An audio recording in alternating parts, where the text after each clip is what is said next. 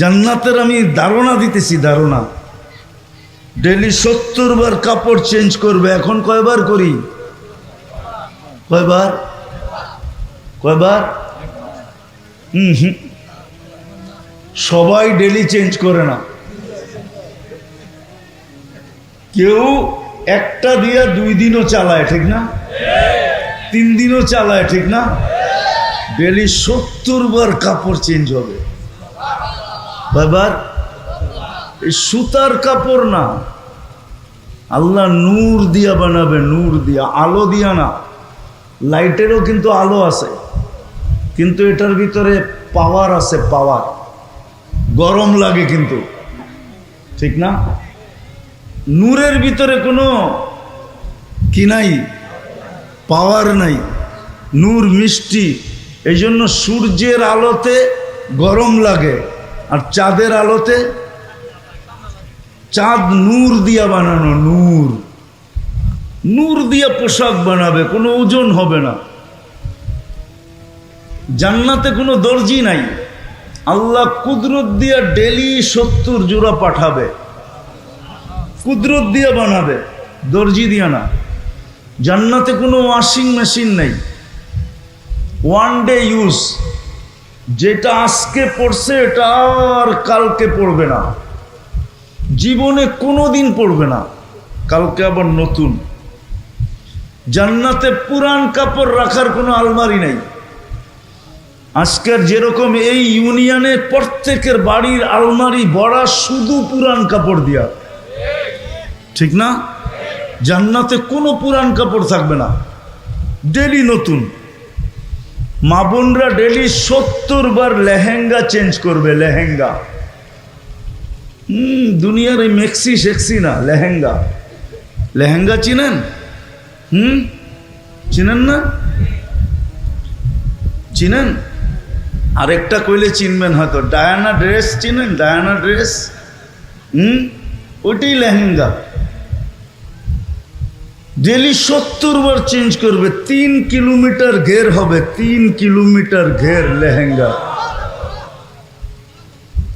3 kilometre ঘের।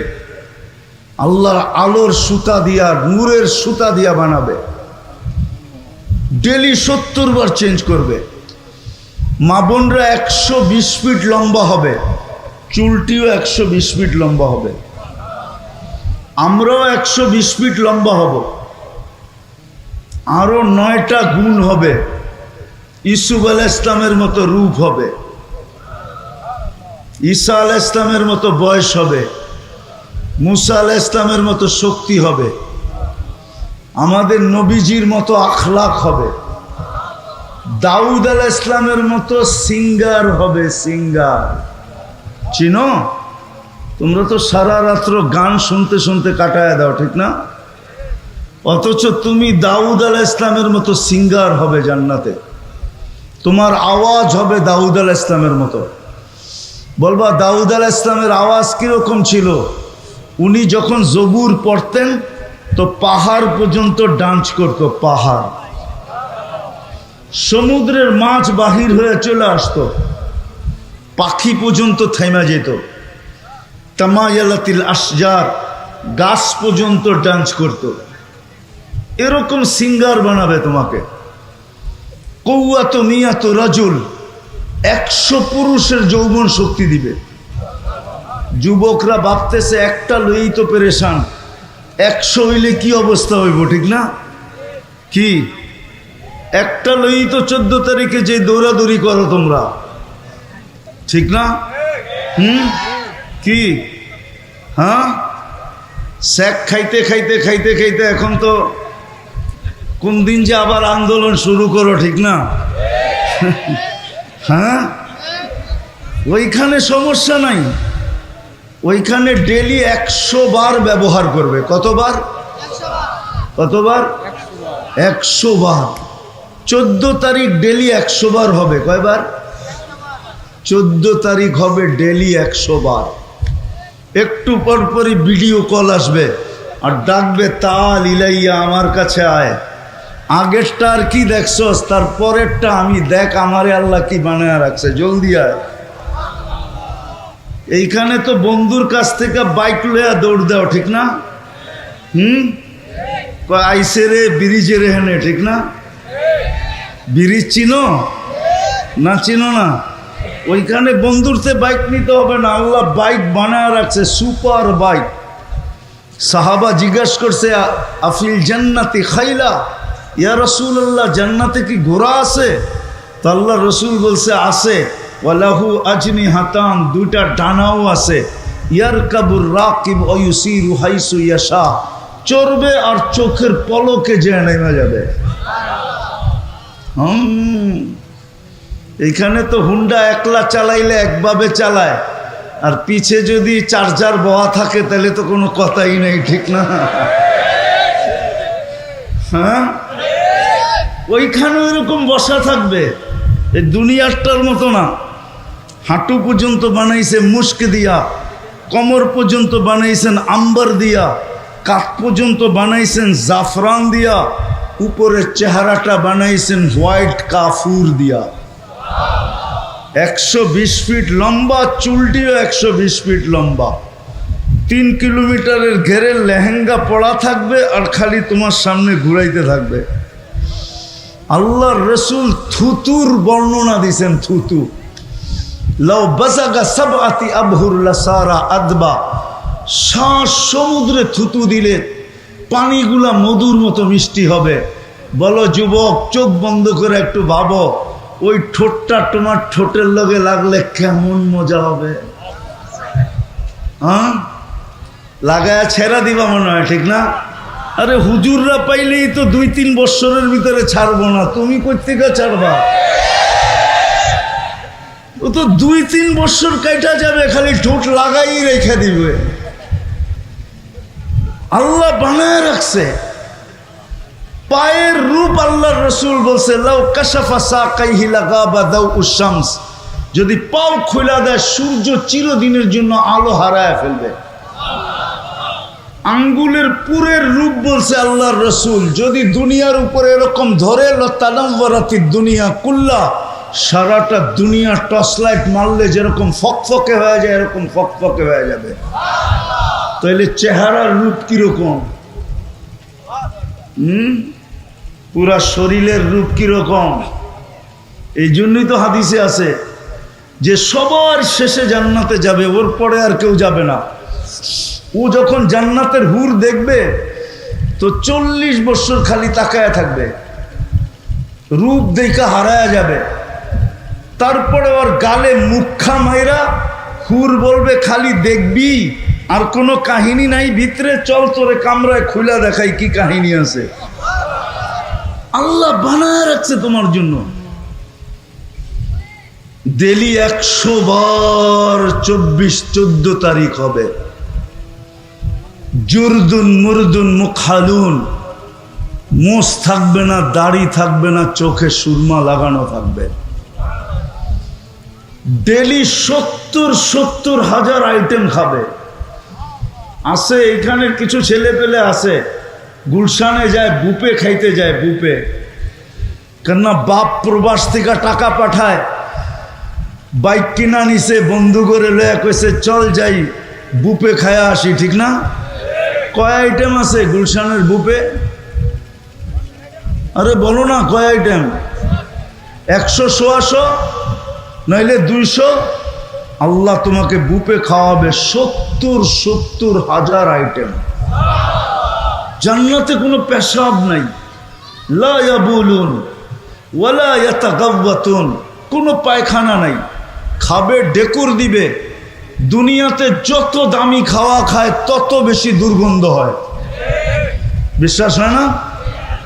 না হয় না? হ্যাঁ, ঢাকা শহরে এত ড্রেন কিসের জন্য? কেলেগা দামি খাওয়া খায়, দুর্গন্ধ বেশি। গ্রামের মানুষ সাদা সিধা খায়, তেমন দুর্গন্ধ নাই। এই জন্য আগের যুগে কাঁচা পায়খানা ছিল, কোনো গ্রামে অসুবিধা হয় নাই, ঠিক না?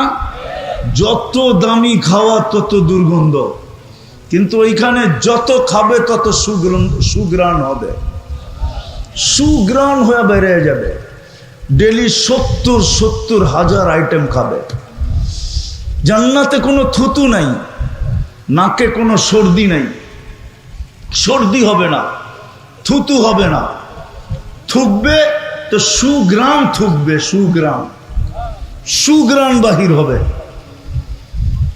প্রতি শুক্রবারে আল্লাহ দাওয়াত খাওয়াবে। কি খাওয়াবে? কি হয়? হয় বড় মানুষের খাওয়ানো কি হয়?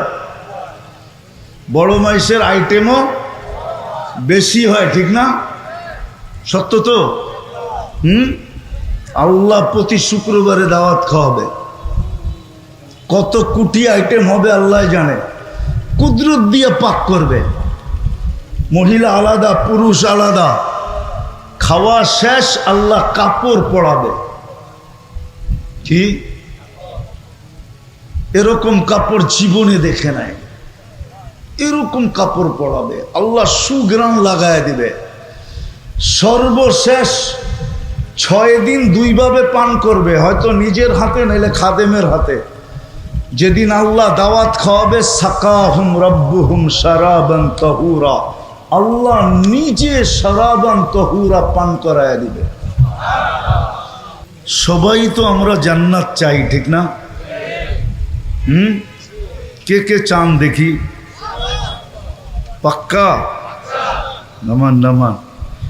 আর আল্লাহ আমাদেরকে জান্নাত দিতে চায়, আমরাও চাই, আল্লাহ দিতে চান। বলে আল্লাহ যে আমাদেরকে জান্নাত দিতে চান, প্রমাণ কি?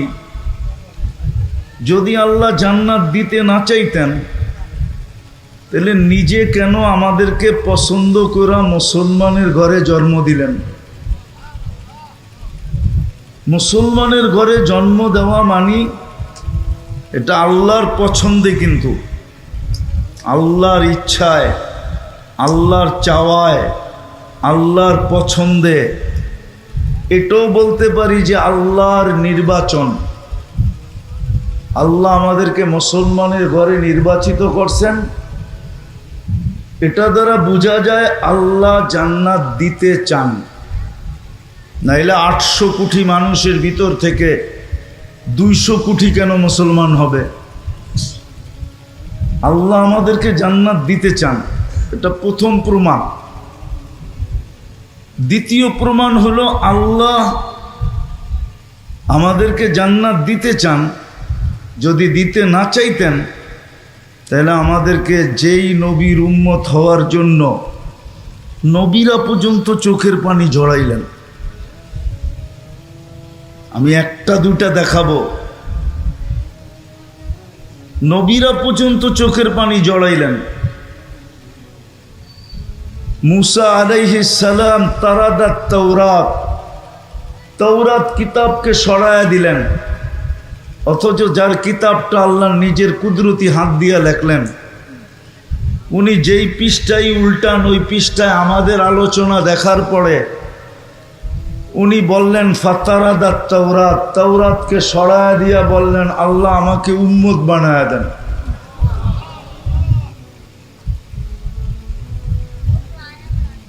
ওই রসুলের উম্মত মুসা আলাইহিস সালাম পর্যন্ত উম্মত হতে চাইলেন, কিন্তু আল্লাহ জবাব দিলেন সাবাক্তা মিনহুম, তুমি অনেক আগে চলে আসছো, উম্মত বানানোর কোনো সুযোগ নাই। দেখি বুঝে আসে কিনা। দানিয়াল আলাইহিস সালাম নামে এক নবী ছিলেন। কেননা আমাদের আলোচনা এরকম কোনো আসমানি কিতাব নাই যেটার ভিতরে আমাদের আলোচনা না ছিল। এমন কোনো নবী আসেন নাই যিনি উম্মতের সামনে আমাদের আলোচনা না করছেন। কুরআন প্রমাণ দিতেছে মাসালুহুম ফিত তাওরাত ওয়া মাসালুহুম ফিল ইনজিল।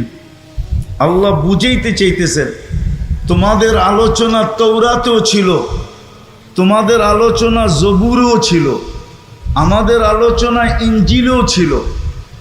যখন বড় বড় কিতাবে ছিল তো ছোটগুলার ভিতরে তো ছিলই ছিল। তো দানিয়াল আলাইহিস সালাম উনি আল্লাহর কাছে দোয়া করছেন, আল্লাহ আমি উম্মত হইতে চাই না, কেননা উম্মত হওয়ার সুযোগ নাই। উম্মতে মুহাম্মদী সবাই শেষে আসবে, আর আমি তো এই মুহূর্তে চলে আসছি, বিধায় আমার তো এখানে যাওয়া সম্ভব না, আর দোয়া করলে কবুলও হবে না। তো উনি এক আজীব দোয়া করছেন। উনি বলছেন, আল্লাহ আমার মৃত্যুর পরে আমাকে যেন সুরক্ষিত রাখা হয়। ভালো মতে শুনতে হবে কিন্তু, সুরক্ষিত রাখা হয়। উম্মতে মুহাম্মদী যখন আসবে তো এদের হাতের মাধ্যমে আমি কাফন আর দাফন চাই, শুধু এদের হাতের মাধ্যমে। 2500 বৎসর উনি অপেক্ষা করছেন। সাহাবায়ে কেরাম দানিয়াল আলাইহিস সালামকে কাফন পরায়া নিজেদের হাতে দাফন করছেন। ওই নবীর উম্মত আল্লাহ আপনাকে আমাকে বানাইছেন। বোঝা গেল আল্লাহ আমাদেরকে জান্নাত দিতে চান, আমরাও জান্নাত চাই, আল্লাহও জান্নাত চাই। তো জান্নাতের ধারণা আছে? জান্নাত কি জিনিস? যুবকদের তো ধারণা নাই। যদি যুবকদের ধারণা থাকতো, আমাদের কারোই ধারণা নাই। আমাদের যদি ধারণা থাকতো তাহলে কমসে কম মুসলমানকে দুনিয়ার চাকচিক্য কোনোদিন আকৃষ্ট করতে পারতো না। আজকে যে মুসলমান দুনিয়ার চাকচিক্যের পিছনে আকৃষ্ট, সবাই চাকচিক্যের পিছনে আকৃষ্ট। আমি দুনিয়া ঘুরা বলতেছি। আমি 18 তারিখে আসছি বাহির থেকে, গেছি আমি জুলাইয়ের 18 তারিখে, আসছি আমি আগস্টের 18 তারিখে। অনেকে আবার মুস্কি মুস্কি হাসে, আপনি তো কিছুই দেখেন না, ঠিক না? ঠিক না? আমি বিদেশে ছিলাম, তো আমি দেখা বলতেছি। আমরা যদি আসলেই জান্নাত সম্বন্ধে ধারণা থাকতো, রব্বে কাবার কসম, মুসলমানের যুবকের চুলের স্টাইল এরকম হতো না, পোশাকের স্টাইল এরকম হতো না, চাল চলনের স্টাইল এরকম হতো না। না যুবক না যুবতী, না নারী না পুরুষ, কোনো মুসলমানের স্টাইলই এরকম হতো না। আজান হইতো আর মসজিদে আসতো না, এটা তো কখনো চিন্তাও করা যেত না যে মুসলমান আজান হয়েছে আর মসজিদে আসে নাই। এটা তো ধারণাই করা যেত না। যদিও এখন ধারণা করা যায়, কিন্তু এক সময় এটা ভাবাও যেত না। আমি একটা দেশে 6 বার গেছি, 6 বার। ওটা হলো চাঁদ, আবার আকাশের চাঁদ না, কিন্তু আফ্রিকার একটা দেশ আছে চাঁদ। তো আমি ওই দেশে 6 বার গেছি। এখন যে প্রেসিডেন্ট আছে আর বাপের সাথে আমার পরিচয় ছিল। তার বাপ মারা গেছে এক যুদ্ধে, মালির যুদ্ধে, আর বাপ মারা গেছে। এখন এর ছেলে প্রেসিডেন্ট। ওই দেশে যে আমরা জিজ্ঞাসা করছিলাম যে নামাজির পার্সেন্টেজ কতটুকু। গরিব দেশ, 80% মুসলমান, 20% খ্রিস্টান। তো ওই দেশের প্রধানমন্ত্রী, স্পিকার, সেনা প্রধান, এমনকি রাষ্ট্রপতি পর্যন্ত আমাকে বলছে যে আমাদের দেশে একজনও বেনামাজি নাই, একজনও না। আমি জিজ্ঞেস করছি কেন? তো আমরা গরিব মানুষ, আবার নামাজও যদি ছেড়া দেই তো আমাদের থাকবে কি? আমরা তো গরিব মানুষ, নামাজ যদি ছেড়া দিই তো আমাদের কাছে আর কি থাকবে? দুনিয়ার একটা দেশ আছে যেই দেশে কোনো কুকুর নাই, কুকুর নেওয়া নিষেধ, পালাও নিষেধ। সেটা হলো কমরু আইল্যান্ড। আমি স্পিকারকে জিজ্ঞাসা করছি কুকুর নাই কেন? তা আমাকে বলতেছে তোমাকে মুক্তির সার্টিফিকেট কে দিছে? তা আমি বললাম আমার প্রশ্ন আর তোমার প্রশ্ন। তোমাকে মুফতির সার্টিফিকেট কে দিছে? তুমি জিজ্ঞাসা করতেছো কুকুর নাই কেন? তুমি কি হাদিসে পড়ো নাই কুকুর পাললে এক কিরাত সওয়াব কমা যায়। আমরা তো গরিব মানুষ, এক কিরাত মানে হলো উহুদ পাহাড় সমান। তো বলতেছে আমরা গরিব মানুষ, দুনিয়ার তো কিছু নাই আমাদের কাছে, আর ডেলি যদি এক কিরাত করে সওয়াব কমে তো আমাদের কাছে থাকবে কি? মাত্র 9 লক্ষ মানুষ, 4টা দ্বীপ দিয়ে একটা দেশ।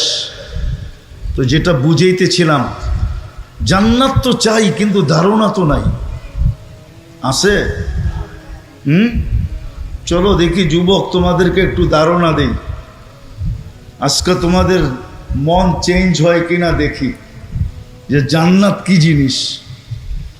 নিচের দুনিয়ার মাটিটা পচা, অধিক বৃষ্টি হইলে, মুষলধারে বৃষ্টি, একাধারে বৃষ্টি হইলে দুর্গন্ধ বাহির হয়। জান্নাতের মাটিটা হবে জাফরানের আর মুশকের, যত বৃষ্টি হবে তত ঘ্রাণ বাহির হবে। জান্নাতে এই বৃষ্টি হবে না, জান্নাতের বৃষ্টি ভিন্ন রকম হবে। বৃষ্টি হবে কিন্তু এই দুনিয়ার পানির বৃষ্টি না, সুঘ্রাণযুক্ত মাটি, মুশকার জাফরানের। আমাদের ঘরের ফার্নিচার কি দিয়ে তৈরি হয়? কেন? দুনিয়াতে সব গাছেই কাঠের, ঠিক না?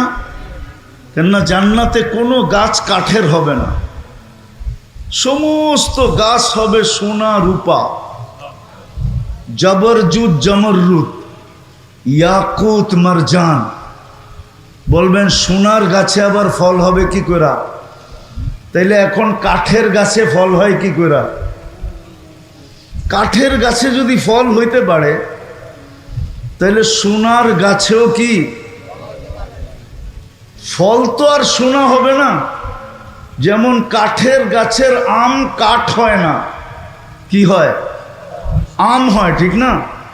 সোনার গাছেও ফল হবে, কিন্তু গাছ হবে কিসের? সমস্ত ফার্নিচার হবে সোনা দিয়া।